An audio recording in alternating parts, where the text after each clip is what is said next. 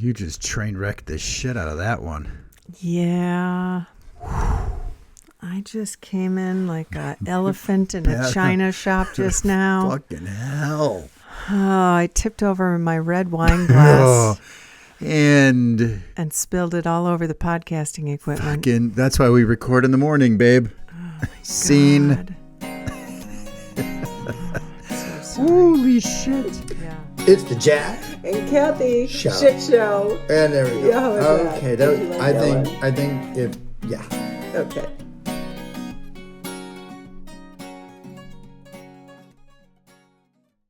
Is everything okay?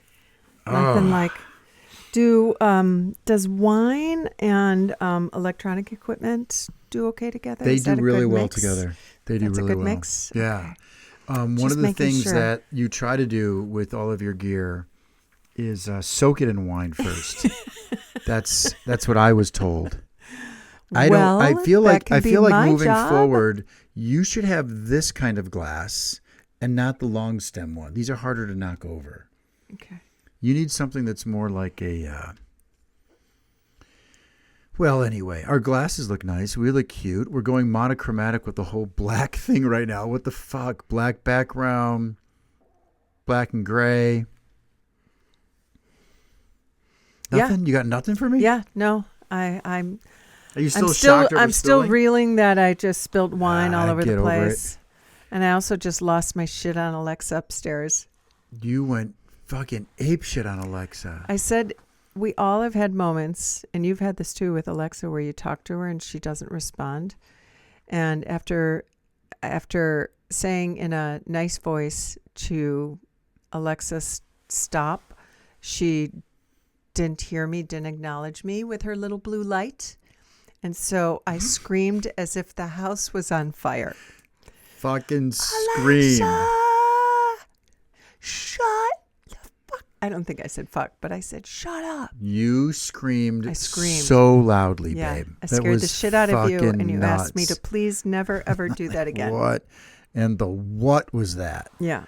Yeah, you're having a moment because right before that, so everyone knows, we were making out like animals. Really? Well, we were though. We were making out. We were. We were going to town on each other. Well, I was doing dishes, and you were in the basement setting up the podcast equipment. Our makeout session was before That's that. what I'm saying. No, we made out. I came downstairs, came back up to show you something, and then you had it out with Alexa. I thought you were going to beat the shit out of her. I mean, If I would have, I could have. You could have beaten up that thing. That bitch. We don't have her down here, so we don't have to worry about her. Alexa, Alexa, Alexa. Nobody's listening. Alexa. Alexa. You got fucking bent fast. Yeah.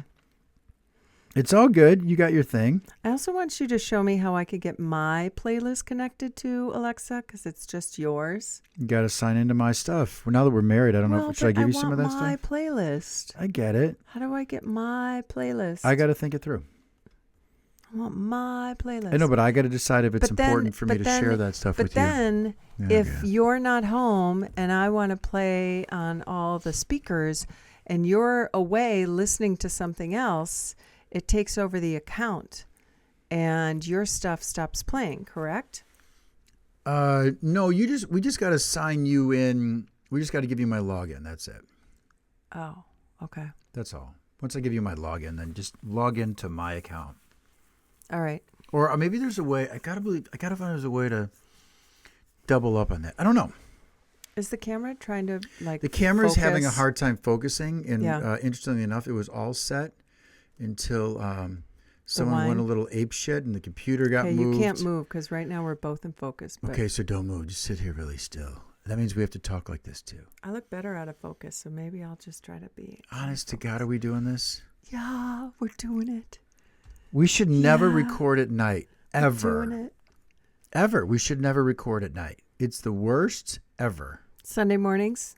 Yeah, Should Sunday be mornings are Sunday the best. mornings, and then podcast recording, and then after breakfast. Yeah, we're 3 days fucking behind. It's Wednesday already. Fuck. Oh, spite me. You're the fucking talent while the rest of us have to do all this shit. I know. I just have to show up. Yeah, why don't and you start spill producing wine. this fuck? Spill wine. Yell at Alexa. You boozer. Mm-hmm. That's why getting high. Did you ever spill weed? No, you never spill a gummy. Getting high is so much better. By the way, speaking of which, oh, there we go. We're getting high right now. Got all blurry. We're going out with Aaron and Ron Yeah, tomorrow. tomorrow. Mm-hmm. Yeah. And? I'm just saying, I have a feeling we're going to be high from the moment we get on the train with them. Right? I don't know. What do you mean you don't know? I don't know. You're so out of energy right now. What is wrong with you? It is 7:30 at night, Oh, and it's almost my bedtime because I'm an old lady. Are we now. going to do this podcast then? Because we have a Yes. whole agenda here. I know. I And loved our so here's the agenda. deal. We recorded this earlier today. It was actually it was an hour and 50 minutes. Was it that long? It was that I fucking thought it was long. an hour and a half. I didn't realize it was an hour 50. Hour and 50. It was fucking Boy, we had nuts. a lot to say. No, we got way off track. We talked too much. It's a podcast. Well, no, we got way off track. We started talking about, we said we were going to talk about finances. Next thing you know, we're talking about legal shit and legal planning. And we spent 50 fucking minutes talking about legal shit. I think that's seriously. That's the wine. Can you cut that out? Like literally cut it out of the podcast? No, it's in because I'm in. Oh, you are being an ass right now. We should never record in the evening. Because Yeah. I'm in. We should never record this podcast at night. We're days late, and you know I get crabby about it. So there. Mwah. Great. That's great content. Let's right now. talk about This is some good. stuff. It's so I have to admit it's hard to talk about a podcast when it feels like Rome is fucking burning all over us. I have to say something, and this is indulge me. Will you indulge me, Mama? Do I have a choice? Yeah, you can say no. Oh. And that works? You'll hear a silent cracking. That's my heart. A silent cracking? You'll hear a little. I'm good with. A quiet cracking? You know, like when you hear ice crack underneath your feet as you're walking on it. Let's hear it again. No, I'm not going You're to do so this. good at it. Oh, that's so good. You are so good at sound effects. Okay, so anyway, Sound like bubbles.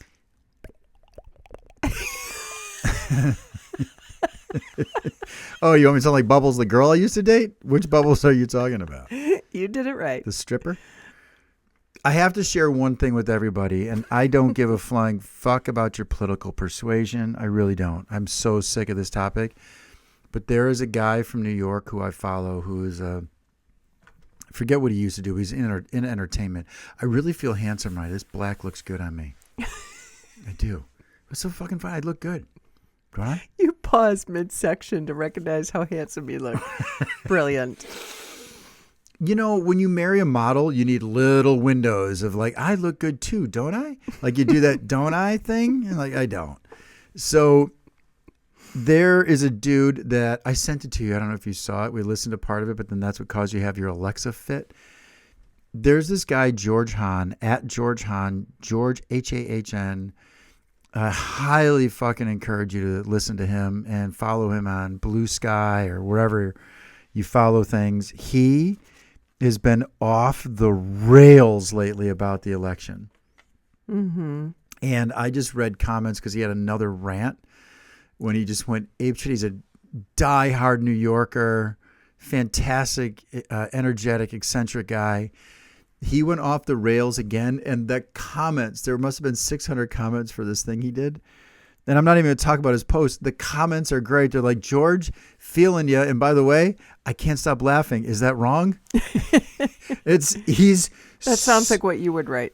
He's so angry, and yet it's so refreshing at the same time. And all he did was like, Matt fucking Gates, this is a fucking clown show. This isn't a government. Have a good time, apprentice fucks. I mean, he's just...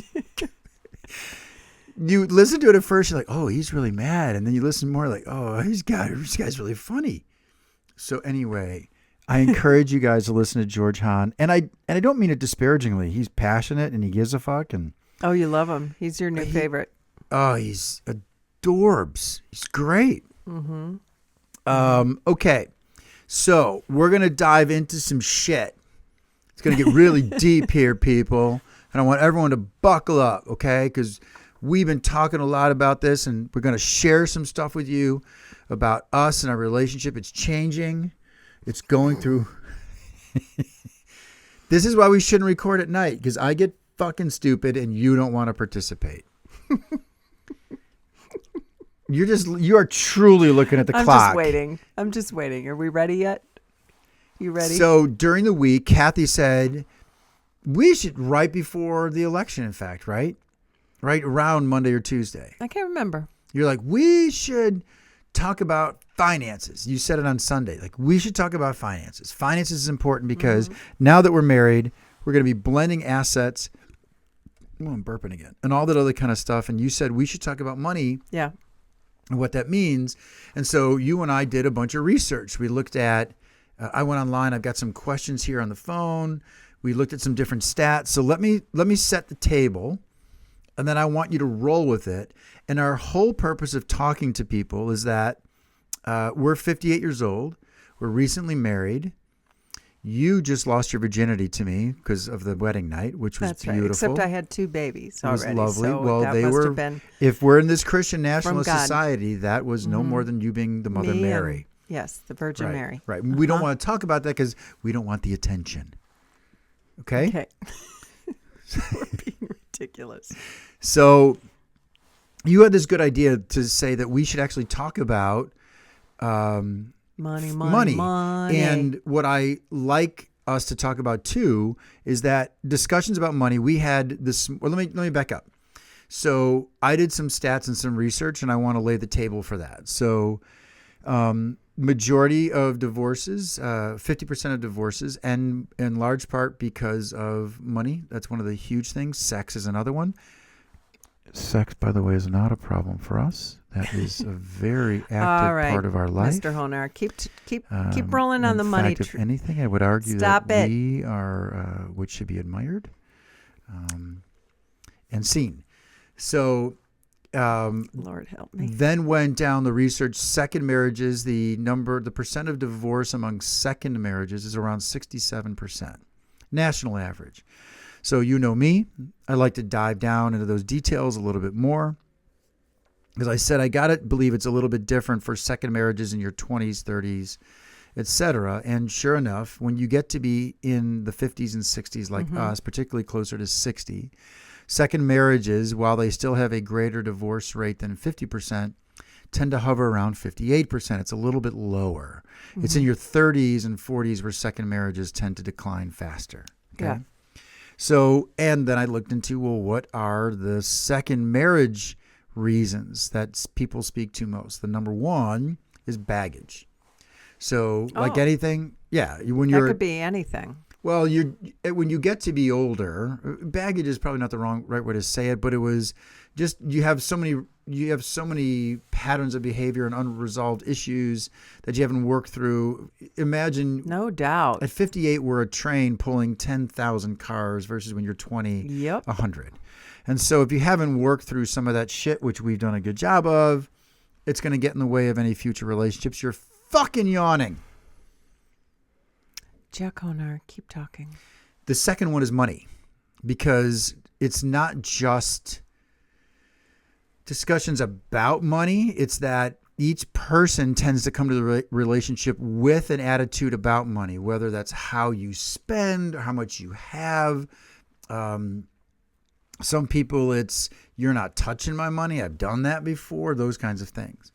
So I thought I would lay the table for all, or set the table for all that, lay the groundwork, set the table, because what I feel is important is that you want to talk about money. And because this is a relationship podcast, it's not just about the dollars and cents. It's the things we'd have to discuss. I will leave you with this. Happen to go online to talk about just reading the shit that's going on. And I commented on someone's website, or someone's post rather, that said it's a post from a site called Avocado Toast. What is it now? I forget it already. Yeah, slice of avocado toast. A piece of or avocado toast. Piece of avocado toast. And they posted, we just lost clients because of the election. Mm-hmm. And we also have seen our followers drop because we're standing true to what we believe in. And all I did was simply write, speak your truth. If they weren't for you, you're not for them. You'll continue to have clients. And oh, by the way, you found another listener. And if you'd like to be on our podcast, come join us. And we got 1,000 hits for that. 1,000, which is fucking stupid. Anyway, this couple is a millennial couple that got themselves out of financial troubles, and they're going to be on our podcast next week. That'll be fun. How cool is that? Yeah, that's really so we cool. it was just kind of serendipitous universe saying Yeah. this is all the topic. So Yeah. to finally wrap this up, we met with our financial advisor today, and we talked about all these things. And one of the things came out of it is that they're used to seeing people who don't even have the conversations that we have. And we're going to share live with you today how we talk about finance. So we're going to ask each other questions, right? And so I'd like you to lead that and lead this role. This was your idea. So I went to ChatGPT, asked it to generate a bunch of questions that we could ask of each other about finances and planning.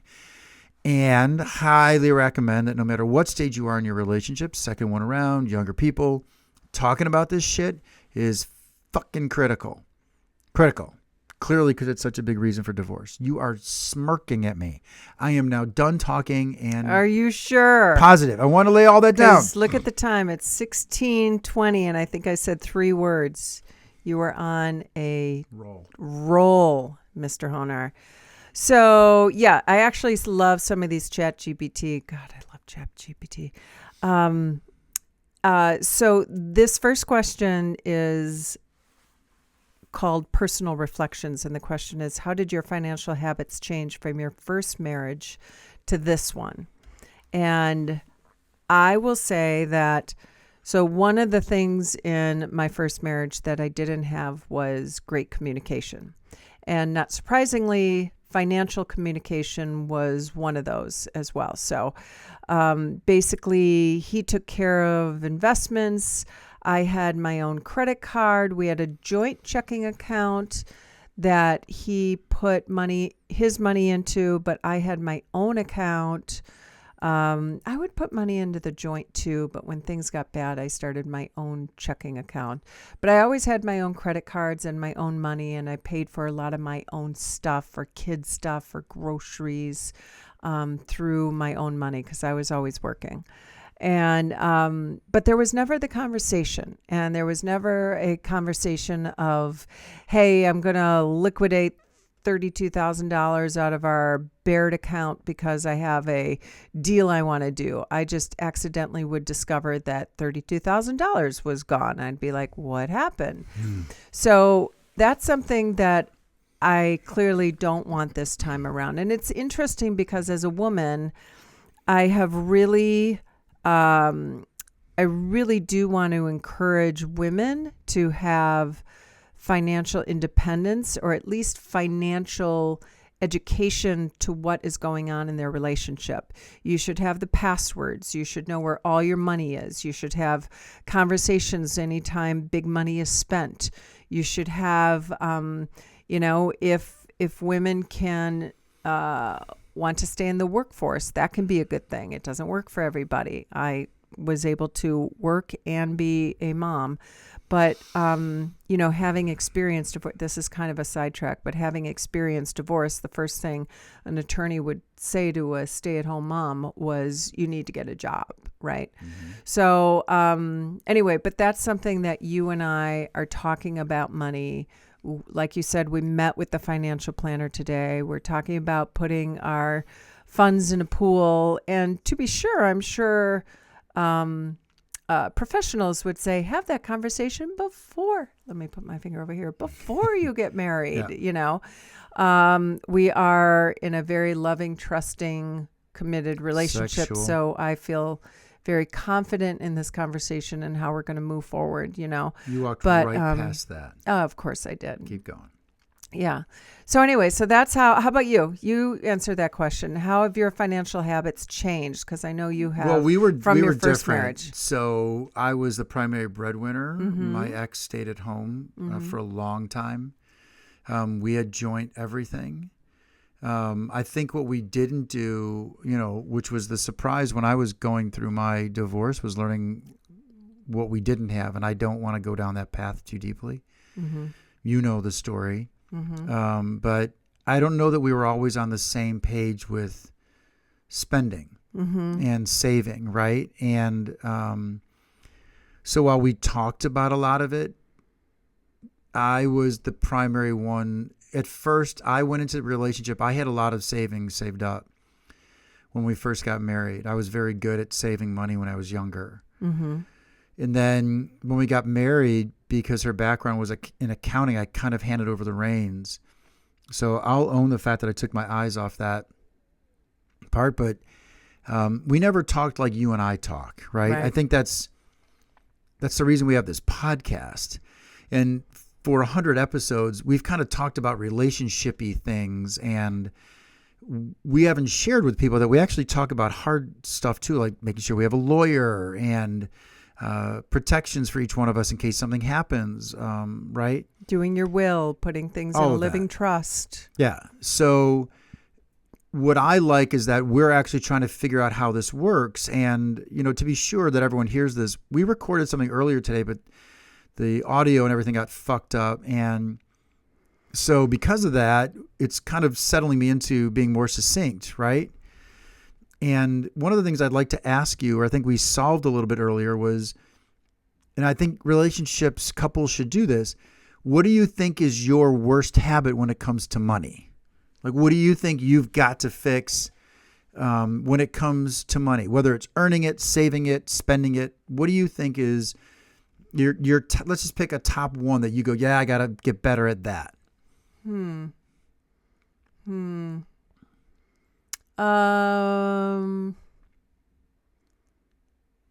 I don't know.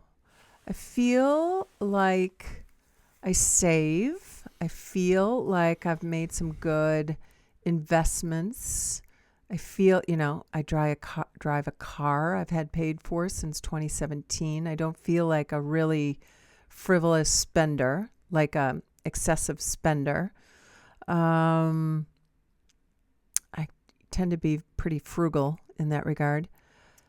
I would say, something we discussed is the amount of money that we spend on entertainment and restaurants and going out is a massive chunk that I think I need a little come to Jesus on. I think you're an impulsive buyer. You do. I do. Not in a bad way. I think, like, if you want something, like, I'm going to go get that. And not all the time, sometimes. But I don't see you. I think I have a bigger issue than you do. Okay. I think mine's entertainment. Mm-hmm. I could eat out every day of the week. Mm-hmm. Right? Mm-hmm. You know that. When we met with the financial planner today, it was really interesting because do you remember asking me the question earlier today? If we're going to retire, am I going to want to go out to dinner every single night? Because if that's the case, that affects how we're saving money. Well, we got to plan for that. Got to plan for that. And what I realized, and the irony of all this is you and I had talked about this earlier in the day. And I had said to you, I've had more fun when people come over to the house. And so I've got to make a better effort of inviting people over because I'm much more social in that regard than you. Right? I think you like staying, not that I don't like being with you. I think you like staying at home with the two of us. You and I got done with a meeting for real estate shit this afternoon. What did I say to you? I wanted to go out. Yeah. I'm like, nope. Yeah. 5:30 rolls around and I want to hit a bar. And I'm going to make up a meal. I got some spinach, a can of beans, and some pasta. So and a lemon. I've got to get better because I looked at, so I think it was 75% of my expenses on a monthly credit card are entertainment. And by the way, categorized with your credit card, entertainment means food, meals, bars, shows. Such a colossal waste when you go back and look at it throughout the course of a year. I mean, yes and no. I know you hate the word balance, but there truly has to be a balance there because you don't want to.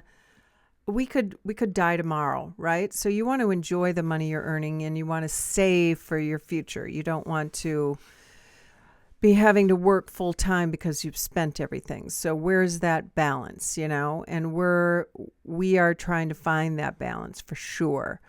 And recognizing now that the wedding's behind us and majority of the house expenses are behind us, we are focused on what does it look like to save and start to really prepare. If we want to work another 3 to 5 years, what do we need? What does that look like? So meeting with that financial planner is part of that. And so I think you have to enjoy those things. We enjoy those things. That makes us happy. Yeah, I know. This is where I think you and I battled a little bit earlier this morning. I don't like the word balance. I'd rather have a word budget. And if our budget says we've got $1,000 to spend on entertainment this month, I'm just using a raw number. And entertainment means anything. Mm-hmm. I'm prepared to have it's hard to have a discussion, right? The challenge that any couple could have is, all right, we have $1,000. Who gets to spend most of it? Is it even 500? Like, how do you balance all that stuff out? Is it 1 month for you, 1 month for me? You went to a concert and bought a hat for $35, right? My brain goes to, did you need that hat? Right. Mm-hmm. And you might say the same thing. Did we need to go out and have beers the other night? Right. Mm-hmm. And so the hard part is that both couples, at least in my opinion, need to stick to something. And so balance can be managed by budget. Yeah. That's how I feel. Does that sit well with you when I say that? Yeah. Right? Yeah. Like I don't want us to ever get to a place where we feel that every time we have to make a purchase, we got to call the other person to approve it. Is it in the budget? Are we allowed? Right? Mm-hmm. At the same time, I feel that if you're trying to go in a certain direction, you got to stick to it. Do you agree with me on that? Like, how do you feel about that? So I agree with sticking to the budget, but there are going to be things that come up. And I know I said but, and you hate the word but. Not unless it's yours. That is life, that things come up, that you might get an invitation, and do you decline going out with the friend that came in town because, or whatever, I don't know, whatever that is. I want to make sure that we don't restrict ourselves so much that we miss out on enjoying ourselves. So I think that a budget is great. You're changing your tune from earlier today. Am I? Yeah, and from this morning, you are. You're leaning into, I don't want to have constrictions or boundaries. You're doing that right now. No, I want a budget, but I don't want to be like, I don't know if we get like a great I don't know. So the question is, if we're trying to frugal for the most part. I know, but if we're trying to save money and we say, because we're not frugal, you even said it to me earlier today. If I said, let's split every single check down the middle, every single thing we do now gets split down the middle, right? Mm-hmm. No matter what we do gets split down the middle. You're like, I wouldn't go out to dinner with you then, because I want to go out to dinner too often. So you wouldn't do that. So what if I said, well, fine, fuck it, I want to go out to dinner, and I sacrifice our financial future because I got to have fun once in a while, and that makes me happy. So I guess what I'm getting at, what I struggle with, and you're talking very differently than you did this morning with the advisor, by the way. Okay. It seems like it, at least, that you're saying, well, I don't want to have boundaries and I don't want to have tight things like that. Maybe what I should ask you is, what do you feel is a tight boundary? I don't believe I said that exactly. I definitely right now agree. You did. I definitely agree on a budget, and I don't want to be so strict that if some random thing pops up in life that we look at each other, we're like, we don't want to miss out on that experience because it's so epic, or those friends never, something like that, but we've already spent our budget. I want to allow for that conversation to see if it's... I think that's a slippery slope, because then you're making excuses for stuff. I think it's life, though. And I think it's a slippery slope. I can equate it to this. When I lost all of my weight, I could have easily said, well, if I just have one candy bite right now, it's not that big of a deal. I don't agree with that, because then it's, well, all right, if I have it's only 2 candy bars. Where is the stop, right? So if our budget says, for example, we got $1,000 and we just spent $999, and friends go, we're all going to Michigan for the weekend. We have to go, fine, we're pulling that forward, but then we can't touch next month's. We can't say we're just carrying forward stuff. So that means if it's going to cost us $500 to go away for a weekend with friends the next month, then that's our budget for that next month. Because do you feel comfortable hearing that? Yeah. You sure? I think so. I mean, I've never lived it, so I will say that I want the budget because the goal with the budget is that we can set ourselves up for retirement. And that's a huge goal. That's a huge carrot, right? That's a huge carrot. Okay. I think So- I think you're hearing it wrong, if I can. Well, you asked me if No, I'd but you're be okay saying- with that. No, but I think your end game is what I'm struggling with when you're saying we're putting together a budget for retirement. That's not it. We're putting together a budget so that we can manage the things that we want to do so we're not overspending. It's not for retirement. It's just to generally not overspend. Like, for example, do you remember when the financial advisor said, we know you guys like to travel, but maybe instead of 12 trips, it's 5? Yeah. Because that can extend your ability to travel for as long as you want in life. Mm-hmm. It's not about retirement. Is if we want to travel until we're dead, right? There's going to come a point where we're not going to earn income anymore. Do you get it? Am I making it clear? You look really fucking confused right now. Yeah. Yeah. Because our conversation today when we were talking with the financial planner was about working hard and fierce for the next 3 to 5 years. No, it wasn't. It was not at all. That's exactly what I said. We said we were going to do that. They didn't suggest that as an opportunity. No, I told them that. And then But even when we were retired, we probably would still be working. These are things I said. I know. I'm saying the financial advisor didn't agree with that. I don't know that you heard that. Oh, The financial advisor says we want to make sure the money works for you. So in order for the money to work for you, there's going to come a time when you can't work hard, and there's no promise or guarantee that no matter how hard we work, we're going to hit those goals. So it's not just a matter of working hard to get more income. It's a matter of having the investments in the right place so they're earning the right interest, and we're not spending ridiculously so that we're able to save and keep an eye on stuff for unforeseen things. Because we can't predict what could happen. A surgery, it's someone a getting really sick. multi-pronged approach Right. to the rest of our lives. Yeah, I'm feeling like you're sounding pretty binary right now. Like work really hard, save, sacrifice, and have I don't stuff. mean to. Okay. I'm not dismissing those other parts of the conversation in any way. I remember them. You're absolutely true. So you seem to have a really hard time when I said, but if something pops up, that seems to really, it seems like how you take that is, oh my God, she's not going to stick to a budget. Is that what you hear? Is that what it feels like? For sure. Okay. Well, I want to assure you that's not what I mean. Okay? I'm recording this, Okay. Next question. So, all right. Give me another one. Let's see. Financial priorities. What do you consider the biggest financial priority in this marriage? Has that shifted from your first? You want me to go first? Sure. My priority is us.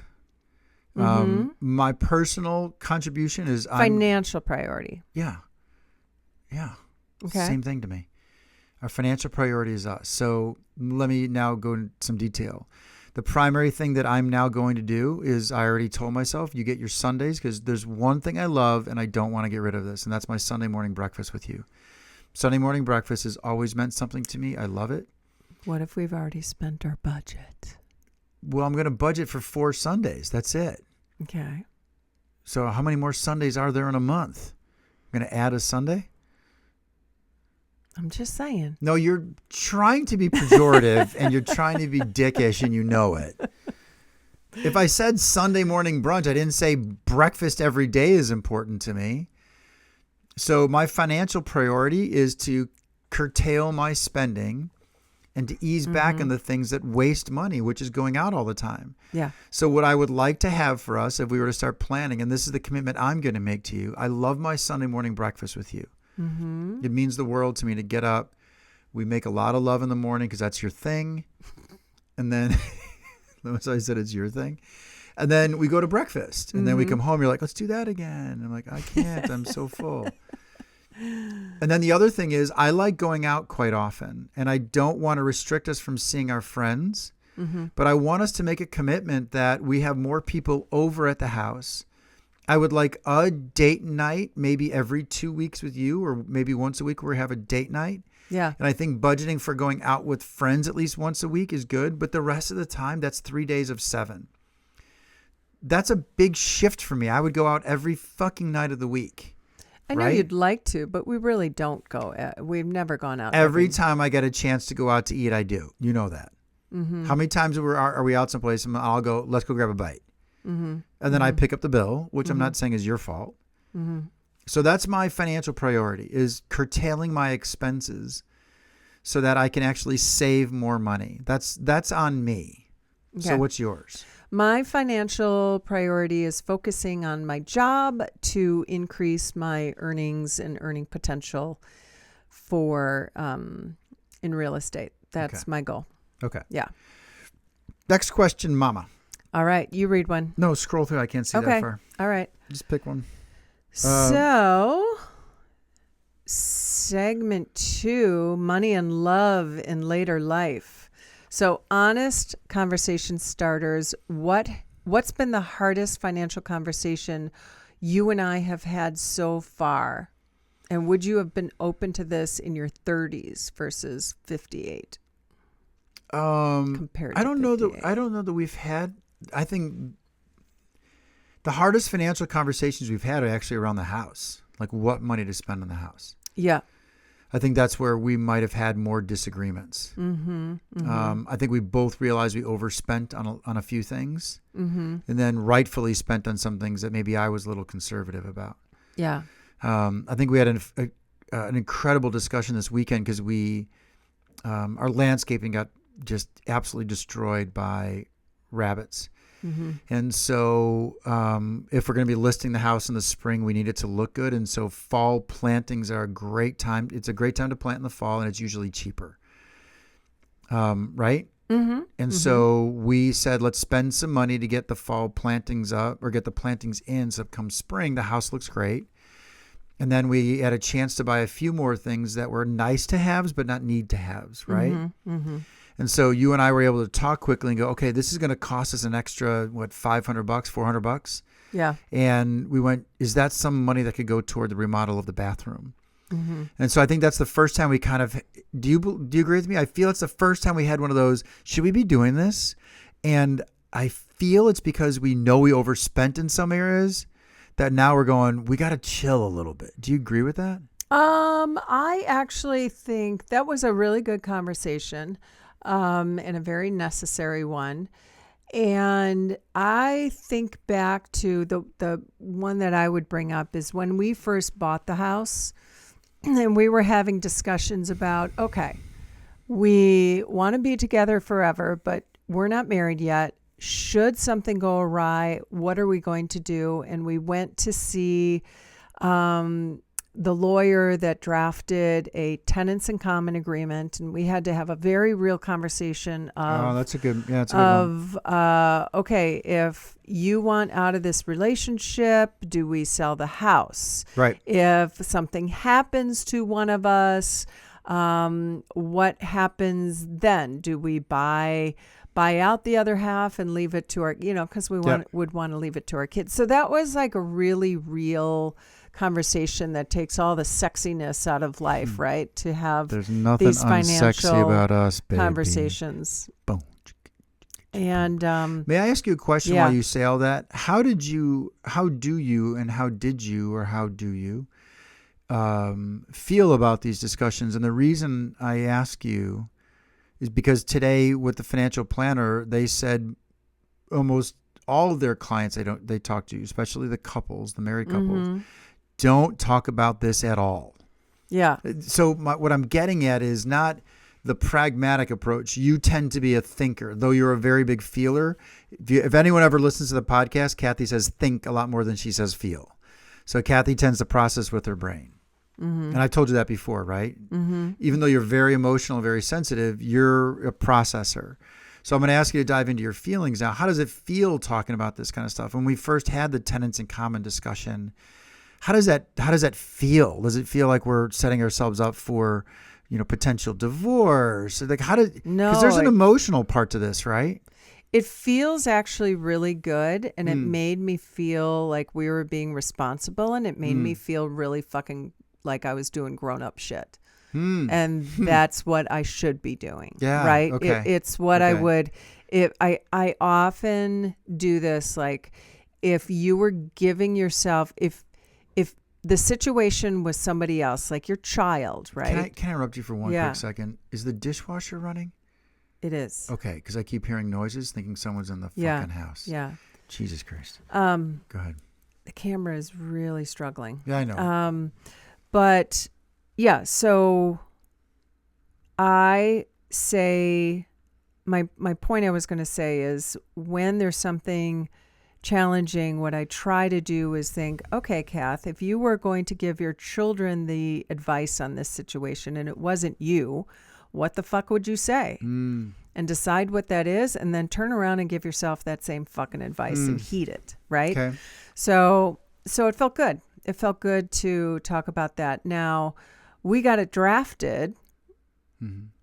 I signed it. You never signed it. No. Yeah. So, but, We're married now, so. But how do these discussions feel for you, even now when we're talking, or when we went to talk to the planner? It sounds like you're comfortable with this. You like this. You feel like you're being an adult. Okay. No doubt. It actually makes me feel closer to you. Yeah. That we're on the same page. Let's do the. We have to be on the same page if we want to enjoy the things we'd like to do. We have talked often how we are great at being retired. Like when we're on vacation. So my brain goes to, let's continue to lead toward that life because that's our best selves. Do you agree with that? Yeah. Okay. Yeah, absolutely. Okay. All right. Keep going. No. Did you have anything else to say, or am I interrupting you? No, go for it. So let me read this one. Here we go.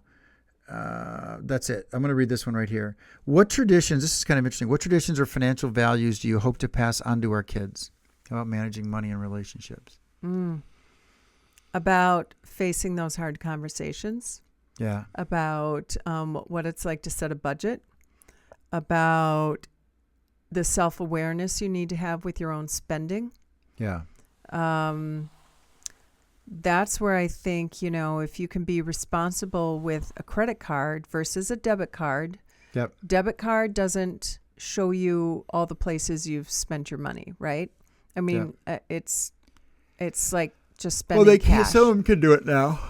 And I That's think, not the point. I think it's been really enlightening to be able to see where my money is spent every year. Yeah. When that's all broken down. Yeah. So yeah, those are the things that, and also, looking back on it, I realize all the things I didn't teach my children. Like they're 27 and 25, and my daughter has even said, "Why didn't you tell me I should get a credit card? And why didn't you tell me about this?" And sometimes you don't realize what you didn't pass down. I've had similar discussions. So much of it, I just learned as I went. On our own, we did. And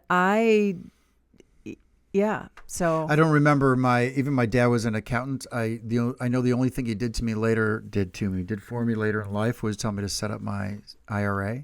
And so that's what we were talking about today, you and I, about my SEP IRA and what's in there. But getting a credit card, my dad never said you should have a credit card for credit-worthy stuff moving forward. I just got a credit card because I thought it'd be cool to have an American Express card. Right. And when I saw that bill come through, because, spent maybe $200 when you're 24 years old, going, oh, cool, man. I bought drinks for everybody. When that bill came and I realized if I didn't pay it off, how 200 became 225 really fast. Yeah. I think you and I learned a lot on our own, and, perhaps shame on us for not sharing things with our kids, but they're still at a great age where they're in their 20s and they're at a, I think you would agree with this, if they learn to just set aside money right now in some index funds, IRA type things now, they don't need necessarily a financial advisor, but if they can just do a few things now and just set it and forget it like the old commercial, they'll have a ton of money. It's one of those things, Right. can you just take your eye off it and forget about it for the Right. moment? Right. I would tell them to get a credit card. If they have the chance, I would recommend they buy a 2-flat like you and I are looking for, because if someone can pay for your living, that's great. What other things would you think of?